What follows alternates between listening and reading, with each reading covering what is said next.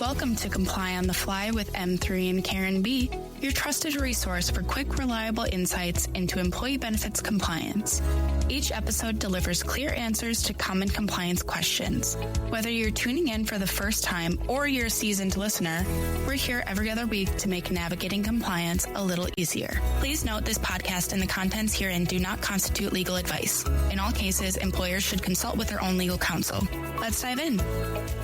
Hello, everyone. I'm Karen B., and the Comply on the Fly topic for today follows on the heels of our last episode, PBM or Pharmacy Benefit Manager Reform, Part 2. Specifically, this episode outlines the agreement for settlement between one of the three major PBMs and the Federal Trade Commission, or FTC.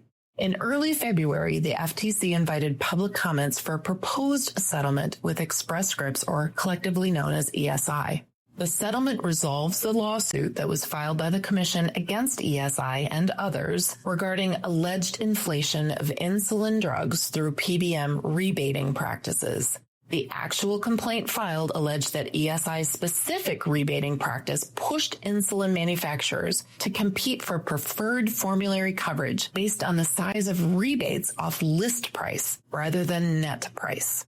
The FTC claimed that the practice unfairly benefited the PBM, who retains a portion of the inflated rebates, and thus hurts patients with copays and coinsurance that are tied to the list price. ESI has agreed to make the following concessions as part of the settlement.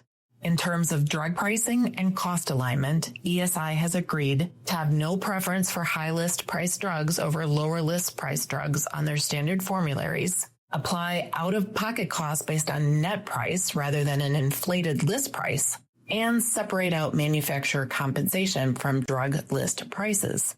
This will allow for a standard option that transitions away from rebate guarantees and spread pricing. Specifically to access an insulin, ESI will now include TrumpRx as part of a standard offering and give access to Patient Assistance Program insulin benefits for all formularies that include insulin, unless the plan sponsor opts out of the program.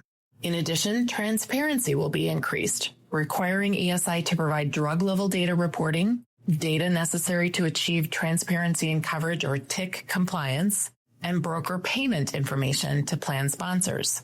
In terms of pharmacies and payments, standard offerings for retail community pharmacies will use a more transparent model based on actual acquisition cost plus a dispensing fee and compensation for non-dispensing services, and will be promoted in ways that support and retain community pharmacies. And finally, ESI will be required to relocate their group purchasing organization from Switzerland to the United States. This settlement agreement has been accepted by the FTC, but is not formally finalized until the process for public comment has been completed. Stay tuned for more PBM reform as it occurs. And that is your Comply on the Fly topic for today. Thanks for tuning in.